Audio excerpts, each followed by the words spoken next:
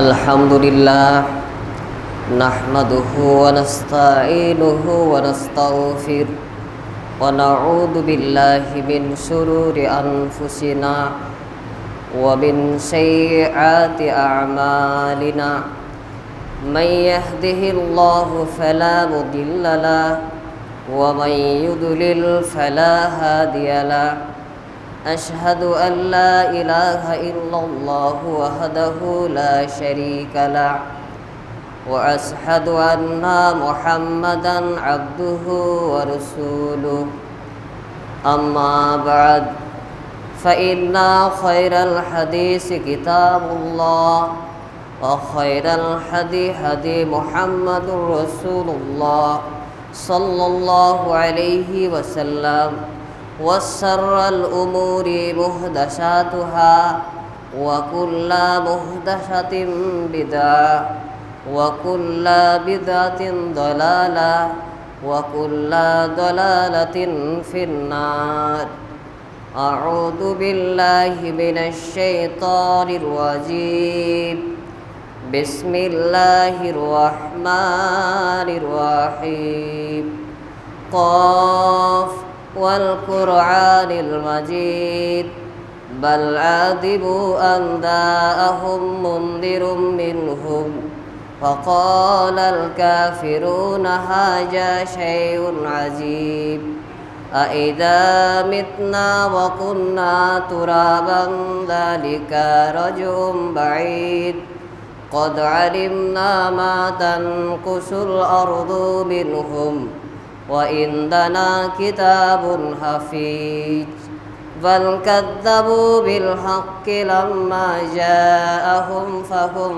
फ़ी अम्रिम मरीज अफ़लम यंज़ुरूना इलश समाइ फ़ौक़हुम कैफ़ बनैनाहा व ज़य्यन्नाहा व मा लहा मिन फ़ुरूज व क़ाल अल्लाह सुब्हानहु व तआला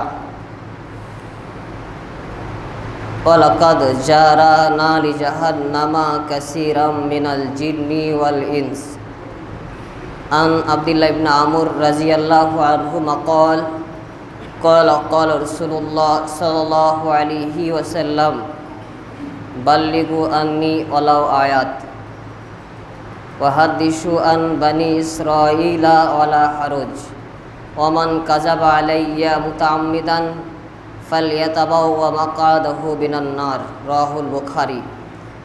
আজকের জুমার খুতবায় উপস্থিত অত্র এলাকার মুসল্লিবিন্দু, যাবতীয় প্রশংসা নিবেদন করছি বিশ্বজাহানের প্রতিপালক আল্লাহ সুবহানাহু ওয়া তাআলার জন্য, যিনি আমাদেরকে পবিত্র জুমার দিনে জুমার খুতবা শ্রবণ এবং জুমার সালাত আদায়ের উদ্দেশ্যে অত্র মসজিদে আসার সুযোগ দিয়েছেন। সেজন্য তিনার শুকরিয়া আদায় করব তিনারই শেখানো ভাষায় আলহামদুলিল্লাহ। দরুদ ও সালামের অফুরন্ত ধারা বর্ষিত হোক বিশ্ব নবী হজরত মুহাম্মদ সাল্লাল্লাহু আলাইহি ওয়াসাল্লামের উপর। আল্লাহুম্মা সাল্লি আলাই, আল্লাহুম্মা বারিক আলাই, আল্লাহুম্মা আমিন। মহান সত্তা আল্লাহ সুবহানাহু ওয়া তাআলার নিকট এ দোয়া এ প্রার্থনা, আজকের জুমার খুতবায় আমরা যতজন উপস্থিত রয়েছি সকলেই যেন না ঘুমিয়ে জুমার খুতবার যে আলোচ্য বিষয় সেটি মনোযোগ সহকারে শ্রবণ করে সেই অনুযায়ী নিজের ব্যক্তিগত জীবনকে, পারিবারিক জীবনকে, সামাজিক জীবনকে এবং রাষ্ট্রীয় জীবনকে সাজাতে পারি, সেরকম নিয়াত, সেরকম ইচ্ছা, সেরকম মানসিকতা আমাদের তৈরি করে দাও। সকলে বলুন আল্লাহুম্মা আমিন। সম্মানিত উপস্থিতি, আজকের জুমার খুতবায় আমরা যেই বিষয়টি নিয়ে আলোচনা করব, বিষয়টি হচ্ছে একজন মুসলিম 24 ঘন্টা কিভাবে অতিবাহিত করবে। আজকে তার দ্বিতীয় পর্ব। আমাদের ধারাবাহিক বিষয়ভিত্তিক জুমার খুতবা এই বিষয়টি নিয়ে যে একজন মুসলিমের 24 ঘন্টা কেমন হওয়া উচিত, এই বিষয় নিয়ে আমরা আলোচনা শুরু করেছি, আপনাদের মনে আছে? তো তো আজকে তার দ্বিতীয় পর্ব, প্রথম পর্ব হয়ে গেছে, আজকে তার দ্বিতীয় পর্ব। তো প্রথম পর্বের আলোচনার কিছু সারাংশ আপনাদেরকে দিই, তাহলে পরে আপনাদের আবারও বুঝতে সুবিধা হবে, আর যারা নতুন আছেন তারাও একটু জেনে নেবেন যে আমাদের কি কি বিষয় আলোচনা হয়েছে। তো প্রথম পর্বের আলোচনার সারাংশ হচ্ছে, যদি এক কথায় বলি, যে আপনার আমার জীবনের সবচেয়ে গুরুত্বপূর্ণ নিয়ামত এবং সম্পদ হচ্ছে সময়। সময়ের উপরে অন্য কোনো সম্পদ এত গুরুত্বপূর্ণ নয়, টাকাও নয়, অর্থও নয়। সময় হচ্ছে মানব জীবনের সবচেয়ে গুরুত্বপূর্ণ সম্পদ। কেন? আপনি যদি সময়কে মূল্যায়ন করেন, সময়কে কাজে লাগান, তাহলে পরে এই সময়ের সৎ ব্যবহার করে, সময়কে মূল্যায়ন করে আপনি অর্থ উপার্জন করতে পারবেন। কিন্তু অর্থ দ্বারা, আপনার যতই অর্থ থাকুক না কেন, সম্পদ থাকুক না কেন, আপনি অর্থ দ্বারা সময়কে ক্রয় করতে পারবেন, কিনতে পারবেন? এই যে 1 মিনিট, এই যে সেকেন্ড চলে যাচ্ছে, একটা দিন আপনার চলে যাচ্ছে, এই যে সময় চলে যাচ্ছে, এটাকে আপনি কিনতে পারবেন না, কেউ কিনতে পারবে না। সেই জন্য আমরা প্রথম পর্বের মূল এবং সারাংশ হিসাবে এতটুকু বলতে চাইছি যে মানব জীবনের সবচেয়ে গুরুত্বপূর্ণ সম্পদ হচ্ছে, নিয়ামত হচ্ছে সময়। এই সময়কে মূল্যায়ন করতে হবে। আর যদি আপনি সময়কে মূল্যায়ন করতে চান, তাহলে আপনাকে রুটিন ভিত্তিক জীবনযাপন করতে হবে। আপনার জীবনটা হবে সাজালো গোছালো, এলোমেলো নয়। এলোমেলোভাবে যদি আপনি চলাফেরা করেন, নিজের মন মতন যদি কাজ করেন, তাহলে আপনি সময়কে মূল্যায়ন করতে পারবেন না, সময়টা অনেক অংশে নষ্ট করে ফেলবেন। সেই জন্য আপনি যদি সময়কে মূল্যায়ন করতে চান, তাহলে পরে রুটিন ভিত্তিক জীবনযাপন করতে হবে।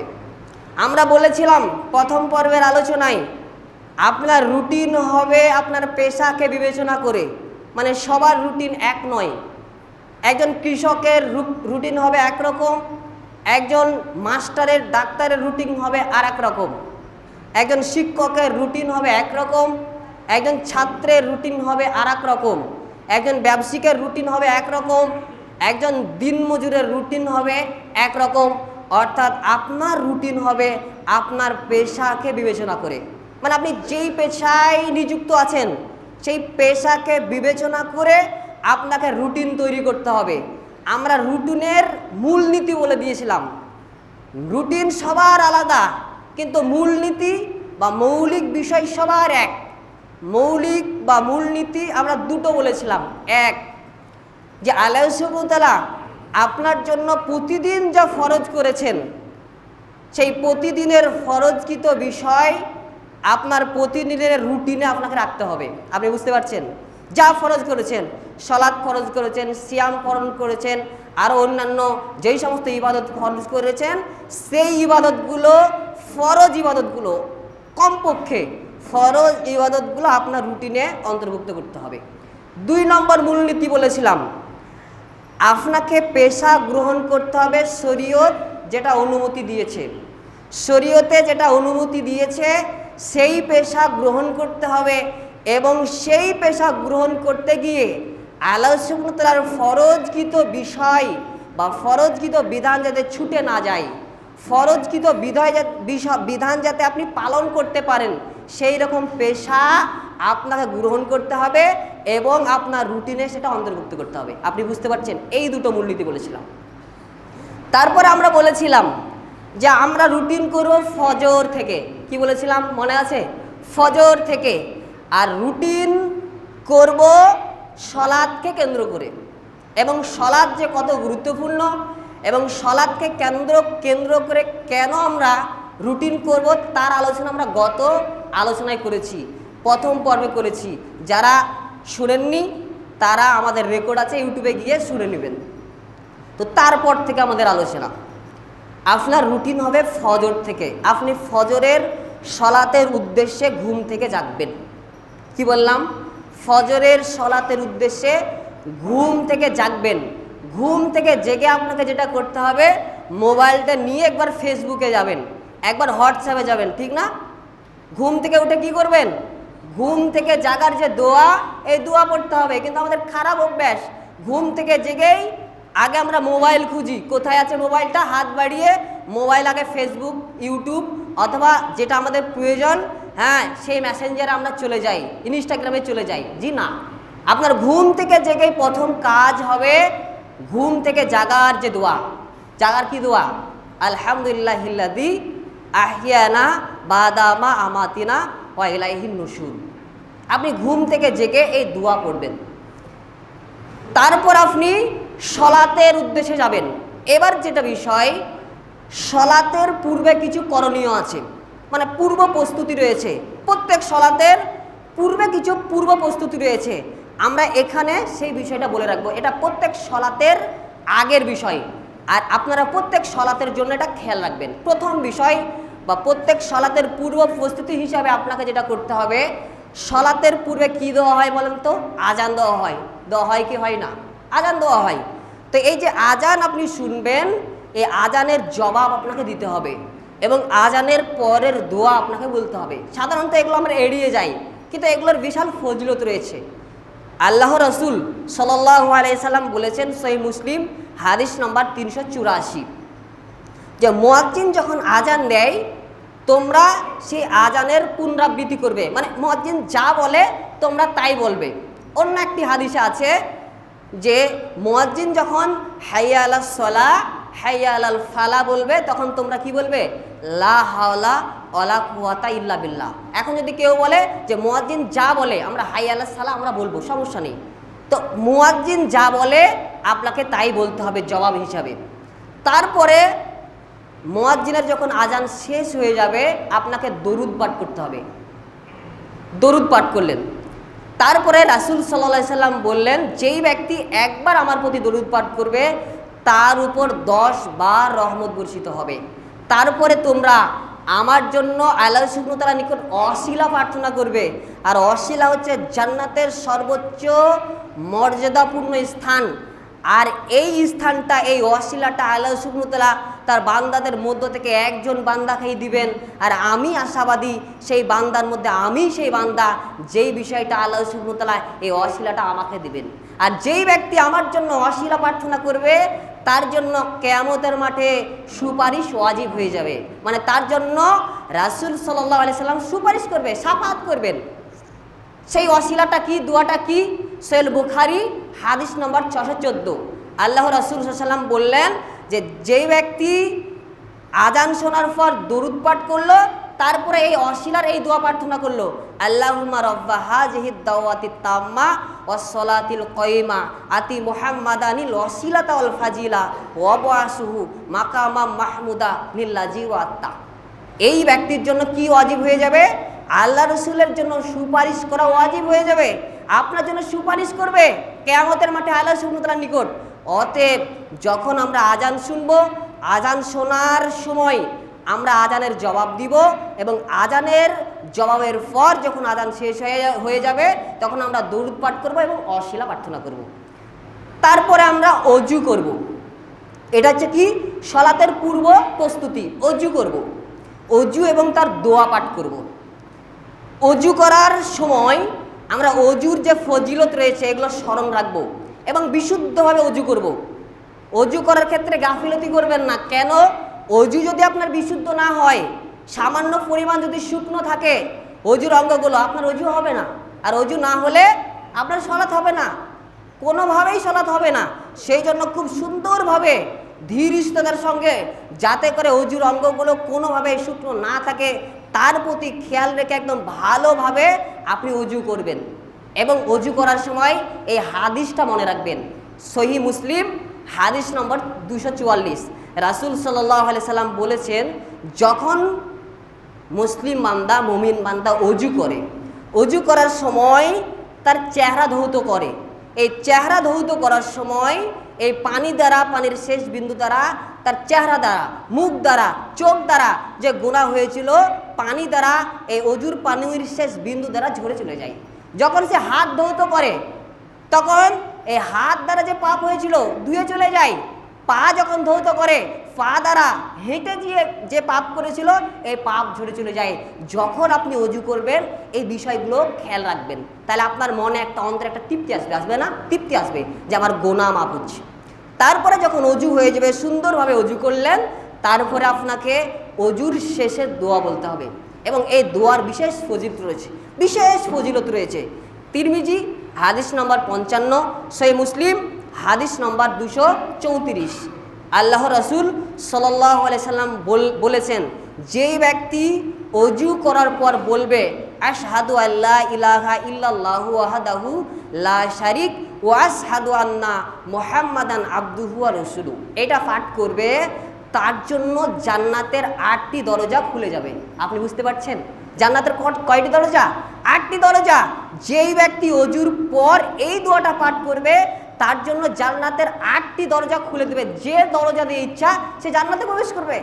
এটা খুব গুরুত্বপূর্ণ আমল, ফজিলতপূর্ণ আমল। এটা অভ্যাস করে নেবেন, যখনই অজু করবেন অজু করার পর এই দোয়াটি পাঠ করবেন। খুব সুন্দর দোয়া না, এবং খুব ফজিলতপূর্ণ দোয়া। অজু হয়ে গেল,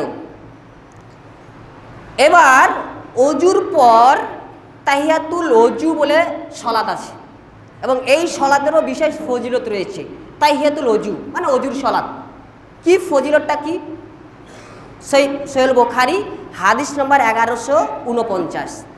বেলাল রাদিয়াল্লাহু আনহুকে আল্লাহ রাসূল সাল্লাল্লাহু আলাইহি সাল্লাম একদিন ফজরের সলাতের সময় বলছেন, হে বেলাল, তুমি ইসলাম গ্রহণের পর কি এমন আমল করেছো, কি এমন ভালো কাজ করেছো, নেক কাজ করেছো, যেই আমল করার দরুন যখন আমি মেরাজের রাত্রে জান্নাত পরিদর্শনে গিয়েছিলাম তখন আমার সামনে তোমার জুতোর আওয়াজ পেয়েছি, তুমি কি আমল করেছো একটু বলো তো।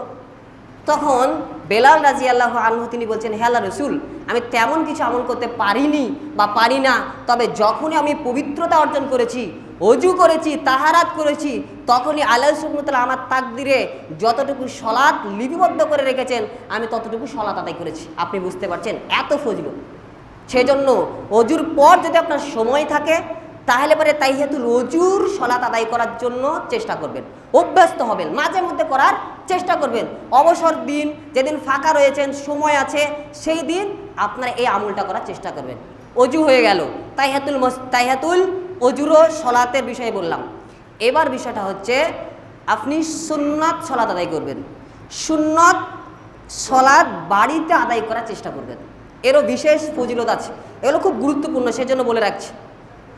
সুন্নত সলাত আদায় করবেন, এবং এই সুন্নত সলাতের বিশাল গুরুত্ব রয়েছে, এবং এই সলাতটা আপনি বাড়িতে আদায় করার চেষ্টা করবেন। সুন্নত সলাতের ফজিলত হচ্ছে, কয়েকটা ফজিলতের কথা বলি। তিরমিজি হাদিস নম্বর 414। আল্লাহ রাসূল সাল্লাল্লাহু আলাইহি সাল্লাম বলেছেন, যেই ব্যক্তি প্রতিদিন এবং রাত্রে 12 রাকাত সুন্নত সালাত আদায় করবে, সুন্নতে রাতে বার সালাত আদায় করবে, এই ব্যক্তির জন্য জান্নাতে একটি ঘর নির্মাণ করা হবে। আপনি বুঝতে পারছেন কোথায়? বহরমপুরে, বেলডাঙ্গায়, কলকাতায়, দিল্লিতে না, জান্নাতে একটি ঘর নির্মাণ করা হবে। কোন ব্যক্তির জন্য? যেই ব্যক্তি প্রতিদিন এবং রাত্রে ফরজ সালাতের আগে পরে যে 12 রাকাত সুন্নতে রাতে বার হয়েছে, সুন্নতে মুআক্কাদার সালাত রয়েছে, এই 12 রাকাত সালাত নিয়মিত পাঠ করবে, নিয়মিত আদায় করবে, এই ব্যক্তির জন্য আল্লাহ সুবহানাহু ওয়া তাআলা জান্নাতে একটি ঘর নির্মাণ করবেন। সেই 12 রাকাত সালাত গনিয়ে দিই। জোহরের ফরজ সালাতের পূর্বে 4 রাকাত এবং পরে 2 রাকাত, ক রাকাত হলো? 6 রাকাত। আসরে নাই।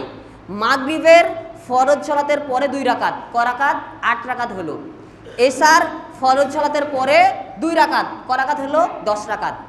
ফজরের ফরজ সালাতের পূর্বে 2 রাকাত, কত রাকাত? 12 রাকাত। যে ব্যক্তি এই 12 রাকাত সালাত আদায় করবে তার জন্য জান্নাতে একটি ঘর নির্মাণ করা হবে। অতএব এই সুন্নত সালাত আদায় করবেন। জোহরের এক্সট্রা কিছু ফজিলত রয়েছে।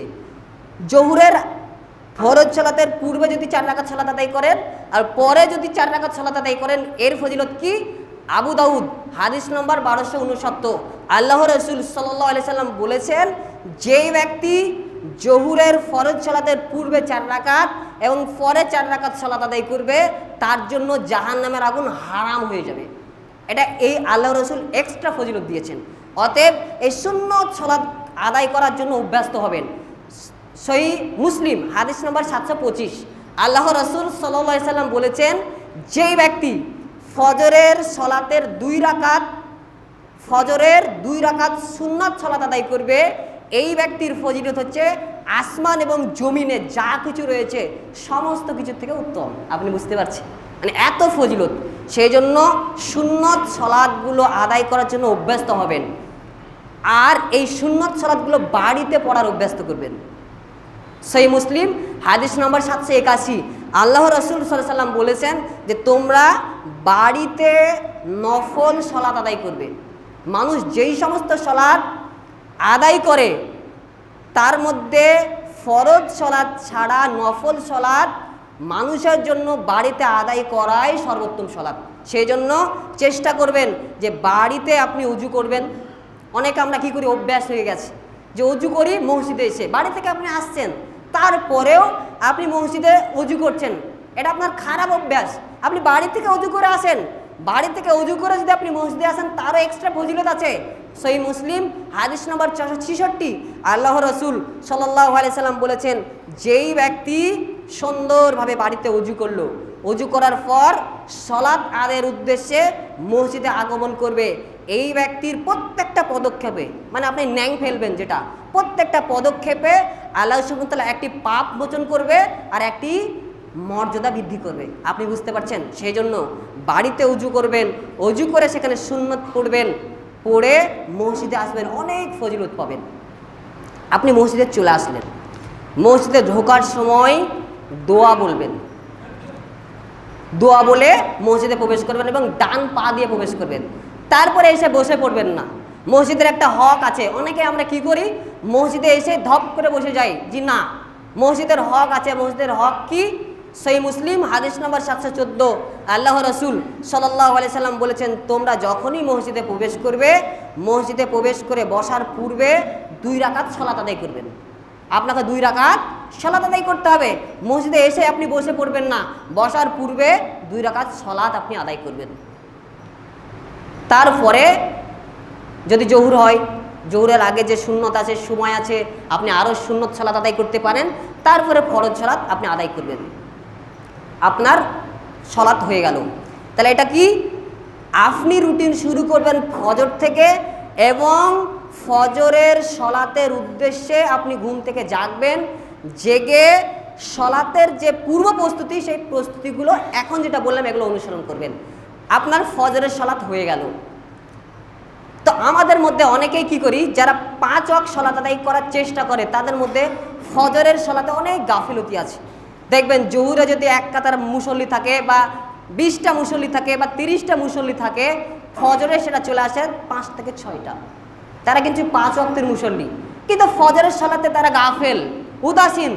আজকে অনেকেই জোহরের এই জুমার সালাত পড়তে এসেছেন, কিন্তু ফজরের সালাত পড়েননি। যারা 5 ওয়াক্তের, তাদের মধ্যেও মানে মানুষের মধ্যে অনেকে আছে এখনও ফজরের সালাত পড়েনি, আবার পড়লে বা হয়তো বাড়িতে পড়েছে, বা এসে এখনই এসে পড়েছে।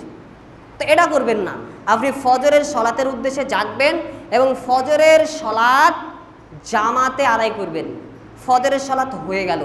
ফজরের সলাতের কিছু ফজিলতের কথা বলি, 2টো ফজিলতের কথা বলবো। সহিহ মুসলিম হাদিস নম্বর 657, আল্লাহ রাসূল সাল্লাল্লাহু আলাইহি সাল্লাম বলেছেন, যেই ব্যক্তি ফজরের সলাত জামাতের সঙ্গে আদায় করবে, আল্লাহ সুবহানাহু ওয়া তাআলা তার রক্ষণাবেক্ষণের দায়িত্বশীল। আল্লাহ তার হিফাজত করবে, তাকে রক্ষণাবেক্ষণ করবে। সহিহ বুখারী হাদিস নম্বর 555, রাসূল সাল্লাল্লাহু আলাইহি সাল্লাম বলেছেন, খুবই গুরুত্বপূর্ণ একটি হাদিস, যে ফেরেশতারা পালা বদল করে। একদল ফেরেশতা আগমন করে আর একদল ফেরেশতা চলে যায়। কখন? ফজর এবং আসরের সলাতের সময়। যেই ফেরেশতারা রাত্রিবেলায় ছিল, মানে আসরের সময় এসেছিল, আসরের সলাতের সময় এসে একদম ফজর পর্যন্ত ছিল, এই ফেরেশতারা ফজরের সময় চলে যায়। যখন তারা আল্লাহ সুবহানাহু ওয়া তাআলার নিকট ফিরে যায়, তখন আল্লাহ সুবহানাহু ওয়া তাআলা জিজ্ঞেস করেন যে আমার বান্দাদেরকে কি অবস্থায় রেখে এসেছো? তখন তারা রিপোর্ট দেয় যে আপনার এই বান্দাকে আমরা সলাতরত অবস্থায় দেখে এসেছি, তারা সলাত ছিল, এবং আমরা যখন গিয়েছিলাম তখনও তাদেরকে সলাতরত অবস্থায় পেয়েছিলাম। সেই জন্য খুবই গুরুত্বপূর্ণ যে আসর এবং ফজরের সময় ফেরেশতারা পালা বদল হয়, রিপোর্ট নিয়ে আল্লাহ সুবহানাহু ওয়া তাআলার কাছে গিয়ে পেশ করে। সেই জন্য এই সলাৎ দুটো খুবই গুরুত্বপূর্ণ। সেই জন্য ফজরের সলাতে যারা গাফেল আছেন তারা গাফেলতি ছেড়ে দিয়ে জামাতের সাথে সলাত আদায় করবেন।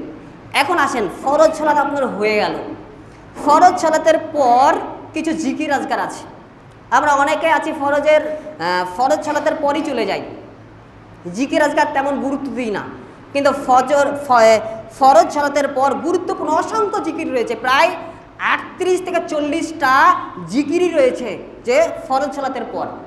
তো এই সমস্ত জিকিরে আপনি অভ্যস্ত হবেন। তার মধ্যে কয়েকটা জিকির বলি, যেমন আল্লাহ রসুল সাল্লাল্লাহু আলাইহি সাল্লাম বলেছেন, সেই মুসলিম হাদিস নম্বর 597, যে যেই ব্যক্তি ফরজ সলাতের পর 33 বার সুবহানাল্লাহ, 33 বার আলহামদুলিল্লাহ, 33 বার আল্লাহু আকবার বলে 99 বার পাঠ করবে, তারপরে লা ইলাহা ইল্লাল্লাহু ওয়াহদাহু লা শারীক লাহুল মুলকু ওয়া লাহুল হামদু ওয়া হুয়া আলা কুল্লি শাইইন কদির, এই দোয়াটা পাঠ করবে, করে 100 পূর্ণ করবে। আল্লাহ সুবহানাহু ওয়া তাআলা তার যদি সমুদ্রের ফেনা সমতুল্য গোনা থাকে, সমুদ্রের ফেনা পরিমাণও যদি গোনা থাকে, আল্লাহ সুবহানাহু ওয়া তাআলা তার গোনাকে মোচন করে দেন। আপনি বুঝতে পারছেন? 33 বার সুবহানাল্লাহ, আলহামদুলিল্লাহ, আল্লাহু আকবার পড়তে কতক্ষণ সময় লাগবে? অনেকে আবার এত দ্রুত জিকির করে, দেখবেন আঙুলগুলো দেখবেন যেন একদম এক্সপ্রেস, কিভাবে যে পড়ে না, এভাবে করবেন না, আপনার স্পষ্ট উচ্চারণ হয় না। আল্লাহু আকবার, আল্লাহু আকবার মানে থেমে থেমে যাতে স্পষ্টভাবে উচ্চারণ হয়, তার প্রতি খেয়াল রেখে আপনাকে উচ্চারণ করতে হবে, জিকির করতে হবে। তাড়াহুড়ার কোনো প্রয়োজন নেই। সেই জন্য খুব থেমে ধীর স্থিরতার সঙ্গে এই জিকিরগুলো করবেন। এই জিকিরের আবার আরও একটা ফজিলত আছে, সে মুসলিম হাদিস নম্বর 595, যে মুহাজির, কিছু গরিব মুহাজির সাহাবী এসে আল্লাহ রসুল সাল্লাল্লাহু আলাইহি সাল্লামকে বললেন, হেলা রসুল, যারা ধনী সাহাবী রয়েছে, যারা ধনী ব্যক্তি রয়েছে, তারা তো আমাদের থেকে এগিয়ে যাচ্ছে, মর্যাদায় অনেক এগিয়ে যাচ্ছে। তারা যেমন কি, আল্লাহ রসুল বললেন কীভাবে? হেলা রসুল, আমরা যেমন সালাত আদায় করি তারা সালাত আদায় করে, আমরা যেমন সিয়াম পালন করি তারা সিয়াম পালন করে, কিন্তু তাদের যে সম্পদ রয়েছে সেই সম্পদ থেকে তারা জাকাত দেয়, সেই সম্পদ থেকে তারা দান করে নেকির দিক থেকে এগিয়ে যাচ্ছে। তখন আল্লাহ রসুল সাল্লাল্লাহু আলাইহি সাল্লাম বললেন, তোমাদেরকে এমন কিছু আমলের কথা বলে দেবো যে আমল করলে তোমরা তাদের সমকক্ষ হতে পারবে। তোমরা সলাতের পর 33 বার সুবহানাল্লাহ, 33 বার আলহামদুলিল্লাহ, 33 বার আল্লাহু আকবার পাঠ করবে, তাহলে তাদের সমতুল্য হবে। যখন তারা এই আমলটা করা শুরু করলো, তখন আবার এসে বললেন, হে আল্লাহ রসুল, এই ধনী সাহাবীরা, ধনী ব্যক্তিরা জেনে গেছে যে আপনি আমাদেরকে জিকির শিখিয়ে দিয়েছেন, ওরা জেনে গিয়ে ওরা আবার শুরু করেছে, তো আমরা কি করব? তখন আল্লাহ রসুল সাল্লাল্লাহু আলাইহি সাল্লাম বললেন যে আল্লাহ সুবহানাহু ওয়া তাআলা এটা মেহেরবান, যাকে ইচ্ছা তিনি দান করেন, অতএব এর বিশাল ফজিলত রয়েছে। তাই ফরজ সালাতের পর যে সমস্ত জিকির রয়েছে, এই জিকির করার জন্য অভ্যস্ত হবেন। যেমন আয়াতুল কুরসি, এর ফজিলত কি? যেই ব্যক্তি ফরজ সালাতের পর আয়াতুল কুরসি পাঠ করবে, এর ফজিলত হচ্ছে সে জান্নাতে চলেই গেছে, যায়নি কেন? এখনও মৃত্যুবরণ করেনি। আপনি বুঝতে পারছেন? সেই জন্য ফরজ সালাতের পরে যেই সমস্ত জিকিরগুলো রয়েছে, এই জিকিরগুলো করার অভ্যাসী হবেন। আপনার ফজরের সালাত হয়ে গেল, এখন যার যেটা দায়িত্ব, মানে যে যে পেশায় আছেন কাজে চলে যেতে পারেন। কিন্তু এই জায়গায় একটা বিষয়ে যেটা বলবো, সেটি হচ্ছে আমরা যারা ফজরের সালাত আদায় করি তাদের একটা খারাপ অভ্যাস, ফজরের সালাতের পর ঘুমিয়ে যাওয়া। আপনি ফজরের সালাতের পর ঘুমাবেন না। আমরা অভিযোগ করি যে ভাই কোরআন তেলাওয়াত করেন, একটু আরও অন্যান্য নফল ইবাদত করেন, একটু দ্বীনি জ্ঞান অর্জন করেন। ভাই সময় পাই না। সময় পাবেন কি করে? আপনি গুরুত্বপূর্ণ সময়, যেই সময়টার জন্য আল্লাহ রসুল সাল্লাল্লাহু আলাইহি সাল্লাম দোয়া করেছেন আল্লাহ সুবহানাহু ওয়া তাআলার নিকট, আবু দাউদ হাদিস নম্বর 2606, হে আল্লাহ, আমার উম্মতের জন্য ভোরবেলায় তুমি বরকত নাজিল করো, বরকত দাও। আপনি যদি ঘুমিয়ে থাকেন বরকত পাবেন কি করে? অতএব ফজরের সালাতের পর আপনি ঘুমাবেন না। ফজরের সালাত থেকে একদম সূর্য ওঠা পর্যন্ত আপনি যদি কাজ প্রয়োজন থাকে সকাল সকাল কাজে বেরিয়ে যাবেন। 8টার সময় যেতে হবে না, রাজমিস্ত্রির কাজ করেন, বেলায় যাওয়া কী প্রয়োজন রয়েছে, ফজরের সালাত পড়লেন, ফজরের সালাতের পর আপনি কাজে বেরিয়ে যাবেন, আবার তাড়াতাড়ি চলে আসবেন, কাজে যেমন আগে যাবেন তাড়াতাড়ি চলে আসবেন, ওই সময়গুলো অন্য ক্ষেত্রে কাজে লাগাবেন। সেই জন্য ফজরের পর না ঘুমিয়ে থেকে এই ফজরের সময়টাকে আপনি মূল্যায়ন করবেন। যদি আপনার কাজ না থাকে জিকির আজকার করবেন, ফজরের সালাতের পর থেকে যে আপনি সূর্য ওঠা পর্যন্ত জিকির করতে পারেন আর 2 রাকাত সালাত আদায় করতে পারেন, তার যে ফজিলত আপনাকে শোনায়। তিরমিজি হাদিস নম্বর 586। আল্লাহ রসুল সাল্লাল্লাহু আলাইহি সাল্লাম বলেছেন, যেই ব্যক্তি ফজরের সালাত জামাতের সাথে আদায় করলো, তারপরে সূর্য ওঠা পর্যন্ত জিকির আজকার করলো, সূর্য ওঠার পরে 2 রাকাত সালাত আদায় করলো, এই ব্যক্তির ফজিলত হচ্ছে, এই ব্যক্তির নেকি হচ্ছে একটি পূর্ণাঙ্গ হজ এবং একটি পূর্ণাঙ্গ উমরা করলে যেই নেকি হয়, আল্লাহ সুবহানাহু ওয়া তাআলা তার আমল নামায় সেই নেকি দিয়ে দেবেন। আপনি বুঝতে পারছেন কত ফজিলত। আপনি ফজরের সালাত জামাতে আদায় করলেন, জিকির আজকার করলেন, সূর্য উঠলো, সূর্য ওঠার 10 থেকে 15 মিনিট পর 2 রাকাত সালাত আদায় করবেন। এর ফজিলত কি বলেন তো? একটি পরিপূর্ণ হজ এবং পরিপূর্ণ উমরা করলে যেই নেকি হবে আপনার আমল নামায় আল্লাহ সুবহানাহু ওয়া তাআলা দিয়ে দেবেন। কত ফজিলত আমরা খুব সহজেই করতে পারবো, মাঝে মধ্যেই করবেন এই জিকির, এই আমলটা। তো এই যে বিষয়গুলো আমরা ফজরের সালাতের আগে পরে, ফরজ সালাতের আগে পরে যেই বিষয়গুলো বললাম, এই বিষয়গুলো খেয়াল রাখবেন। আর পরবর্তী আলোচনা আমরা পরবর্তী জুমাগুলোতে করবো ইনশাল্লাহ। তো আল্লাহর কাছে দোয়া করি, হে আল্লাহ, আমাদের যে বিষয়ভিত্তিক একজন মুসলিমের 24 ঘন্টা কীভাবে অতিবাহিত হওয়া উচিত সে সম্পর্কে যে আলোচনা আমরা একে অপরে শ্রবণ করলাম, যাতে করে আমরা প্রত্যেকে সেই অনুযায়ী নিজের জীবনকে সাজাতে পারি, সেই তৌফিক তুমি আমাদেরকে দান করো। সকলে বলুন আল্লাহুম্মা আমিন।